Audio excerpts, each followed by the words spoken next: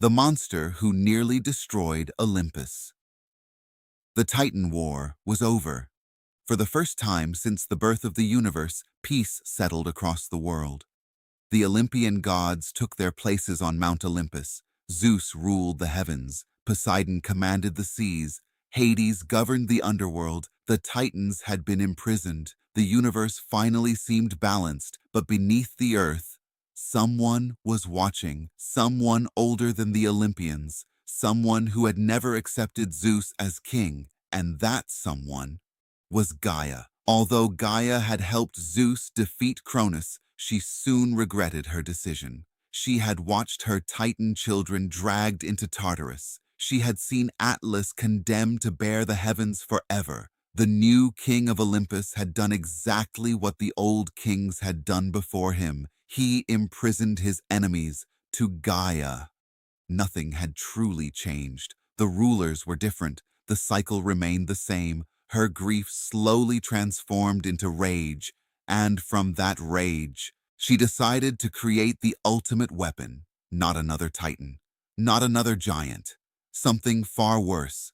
Gaia united with Tartarus itself, the deepest abyss in existence.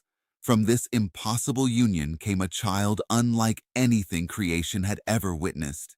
His name was Typhon, the father of monsters. Ancient Greek poets struggled to describe him because no ordinary creature resembled him. His body towered so high that his head scraped the stars. Instead of human legs, enormous coils of serpents twisted beneath him.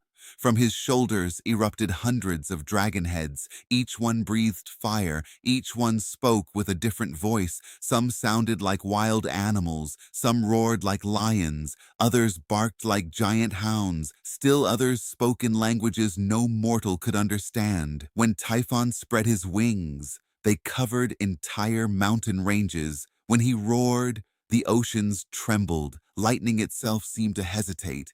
Even the gods had never seen such a creature. Typhon was not alone. Beside him stood Echidna, half-beautiful woman, half-enormous serpent. She would become known as the mother of monsters. Together, Typhon and Echidna would produce creatures that haunted nearly every Greek legend: the three-headed hound Cerberus, the many-headed Hydra, the Chimera, the Sphinx, the Nemean lion, the monstrous Orthrus. Nearly every legendary beast traced its origin back to this terrifying pair. But first, their greatest mission remained: destroy Olympus. Far above, life on Mount Olympus continued peacefully. The gods celebrated their victory over the Titans. Music echoed through golden halls. Immortal feasts stretched for days. Mortals below prayed to Zeus, believing the age of chaos had finally ended. Then, the mountain shook. At first, the gods believed it was an earthquake.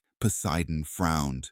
"I did not cause this." Another tremor followed. Then another. Clouds turned black. The horizon glowed red. Volcanoes erupted across distant lands. Animals fled forests in terror. The air itself seemed to burn. Hermes arrived breathless. "My king." "Something is coming." The first glimpse of Typhon froze Olympus in silence. He rose beyond distant mountains like a living continent. Every step crushed forests. Rivers changed direction around his enormous feet. Fire poured from countless dragon mouths. The sky disappeared behind his wings. For the first time, the Olympian gods felt genuine fear. Some legends say many fled immediately. Apollo, Artemis, Ares, Hermes, even Dionysus. Some stories claim they transformed themselves into animals while escaping to Egypt. Whether symbolic or literal, the message was clear. Typhon terrified even the immortals. Only Zeus remained, standing alone upon the highest peak of Olympus. Zeus raised the thunderbolt. The storm answered instantly. Rain lashed across the mountains. Thunder rolled without pause. Lightning filled the heavens. Typhon laughed. His voice sounded like hundreds of volcanoes erupting together. He welcomed the storm, the greatest battle since the Titanomachy had begun. Zeus struck first. A bolt of divine lightning crashed into Typhon's chest. The explosion shattered nearby cliffs. Smoke covered the battlefield. For a moment, the monster disappeared. Then, Typhon emerged through the flames, unharmed. He answered with rivers of fire pouring from dozens of dragon heads. Entire forests vanished, mountains melted, even Olympus trembled. Zeus unleashed another thunderbolt, then another, then dozens more. Each one struck with unimaginable force, yet Typhon kept advancing. Finally, the monster reached Olympus. The two giants collided. Lightning and fire exploded across the heavens. The battle shook every corner of creation. Poseidon summoned towering waves to strike Typhon's legs. Hades called spirits from the underworld to distract him. Athena joined Zeus, attacking with unmatched courage. Still, Typhon refused to fall. Then disaster struck. One enormous serpent head wrapped around Zeus. Another seized the thunderbolt. Before Zeus could break free, Typhon overwhelmed him. Some ancient versions of the myth tell that Typhon defeated Zeus completely. He tore the divine sinews from Zeus's hands and feet. Without them, the king of the gods could no longer move. Typhon carried the helpless Zeus to a hidden cave in Cilicia. There, he imprisoned him. For the first time since becoming king, Olympus had fallen. The heavens stood without a ruler. Storms ceased. The winds became silent. Across the earth, chaos returned, but hope remained. Hermes had escaped. The clever messenger god refused to surrender.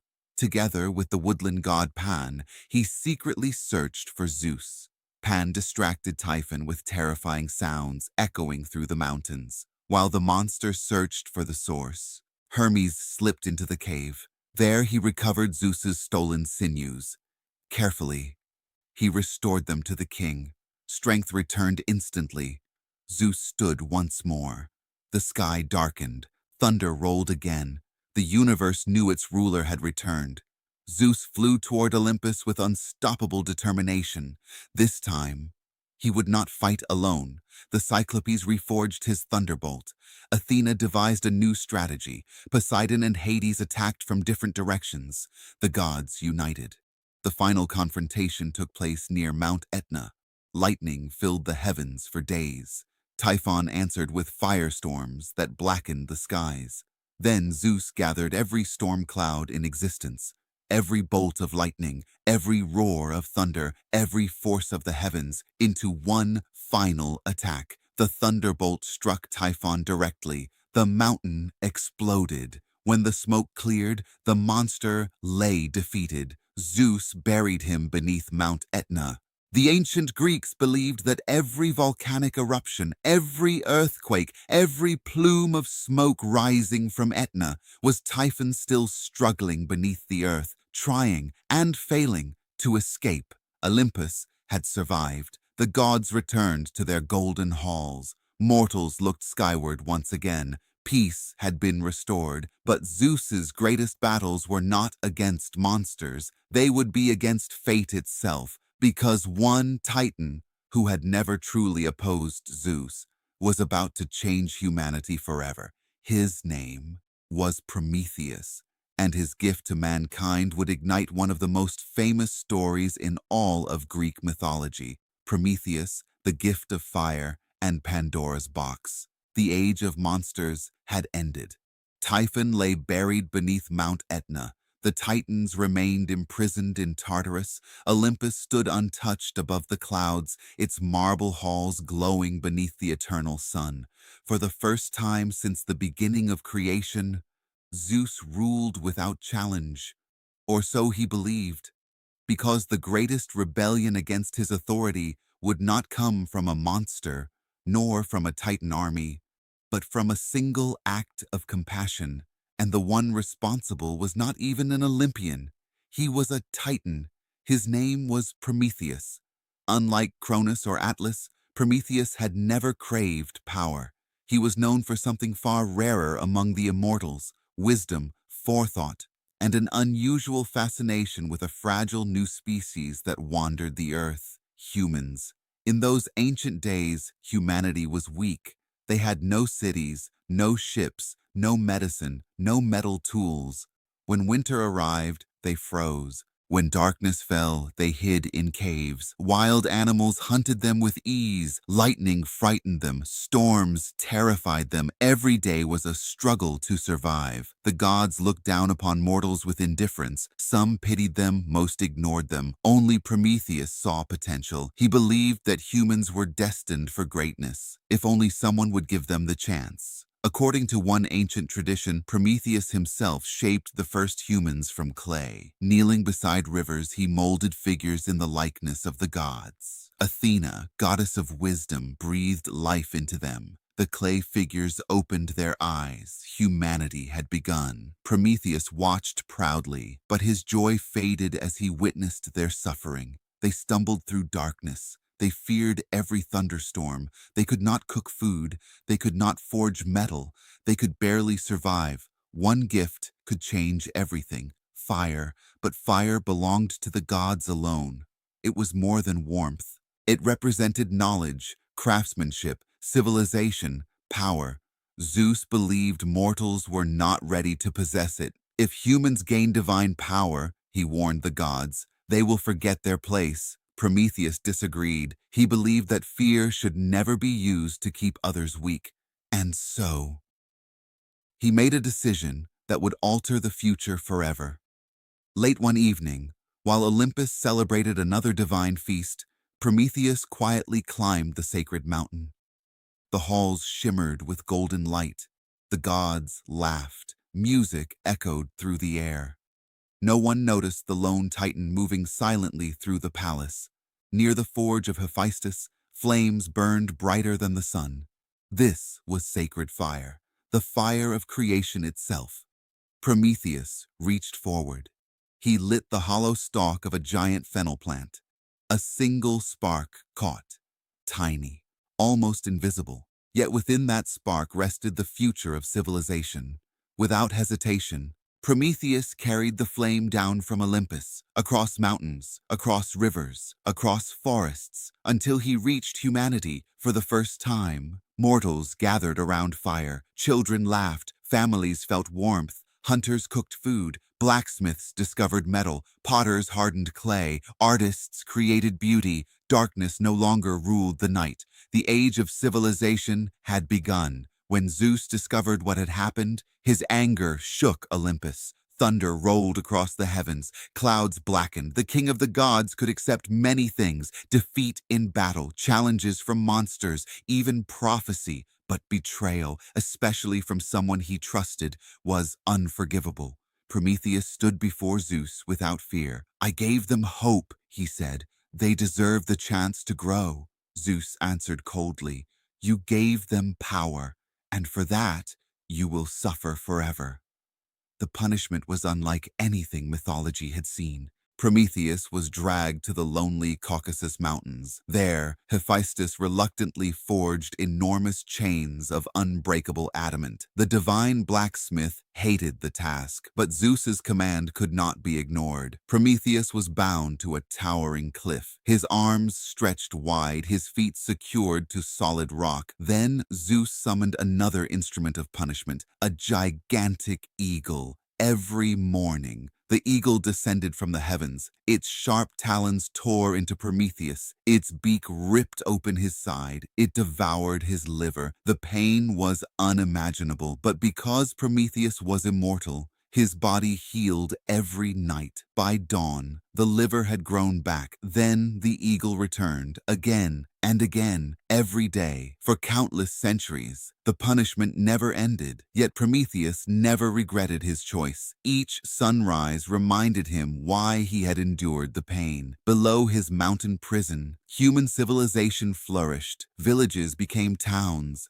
Towns became cities. Humans learned writing, agriculture, navigation, architecture, medicine. Every fire burning across the world was a reminder that one Titan had sacrificed everything for mankind. But Zeus believed punishment alone was not enough. Humanity had received fire. Now, they would receive a lesson. He ordered Hephaestus to shape another figure from clay.